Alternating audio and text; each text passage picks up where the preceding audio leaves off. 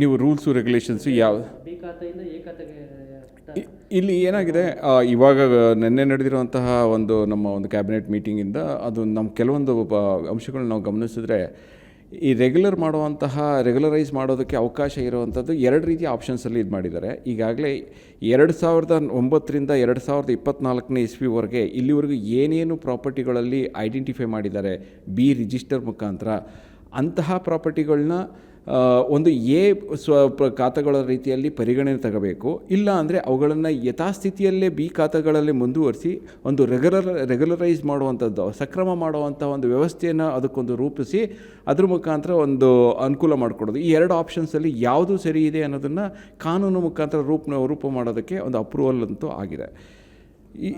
ಹೇಳಿ, ಈ ಅಪ್ರೂವಲಲ್ಲಿ ಮುಖ್ಯವಾದ ಗಮನ ಅಂದರೆ, ಯಾವುದೇ ಪ್ರಾಪರ್ಟಿ ಈಗ ಬಿ ಖಾತಾ ಅಂತ ಇರೋವಂಥ ಪ್ರಾಪರ್ಟಿಗಳಲ್ಲಿ ಅವುಗಳಿಗೆ ರಸ್ತೆ ಸಂಪರ್ಕ ಇದೆಯಾ, ಮತ್ತು ಆ ಸಂಬಂಧಪಟ್ಟ ಲ್ಯಾಂಡು ಕನ್ವರ್ಷನ್ ಆಗಿದೆಯಾ. ಕನ್ವರ್ಷನ್ ಇನ್ ಕೇಸ್ ಅದು ಏನಾದರೂ ನಮ್ಮ ಒಂದು BBMP ಅಂತ ಅಂದರೆ BDA ಮಾಸ್ಟರ್ ಪ್ಲ್ಯಾನ್ ಒಳಗಡೆ ಬಂದರೆ, ಅಂತಹ ಪ್ರದೇಶಗಳಲ್ಲಿ ಬಂದಂತಹ ಬಿ ಖಾತೆಗಳಿಗೆ ಕನ್ವರ್ಷನ್ ಅವಶ್ಯಕತೆ ಇರೋದಿಲ್ಲ. ಆದರೆ ಸುಧಾರಣಾ ವೆಚ್ಚ ಇಲ್ಲ ಅಭಿವೃದ್ಧಿ ವೆಚ್ಚ ಅಂತ ಇಂತಹದನ್ನು ಕಲೆಕ್ಟ್ ಮಾಡ್ಕೊಂಡು ಅವುಗಳಿಗೆ ರೆಗ್ಯುಲರೈಸ್ ಮಾಡುವಂಥ ಅವಕಾಶ ಈಗಾಗಲೇ ಹಿಂದೆನೂ ಅದೇ ಥರ ವ್ಯವಸ್ಥೆ ಇತ್ತು. ಬಟ್ ಈ ಒಂದು ಹೊಸ ಪರಿಕಲ್ಪನೆ ಏನಂತ ಅಂದರೆ, ಒಂದು ಮಾಸ್ಟರ್ ಪ್ಲ್ಯಾನ್ ಒಳಗಡೆ ಇರುವಂಥ ಪ್ರದೇಶದಲ್ಲಿ ಭೂ ಪರಿವರ್ತನೆ ಅವಶ್ಯಕತೆ ಇರೋದಿಲ್ಲ.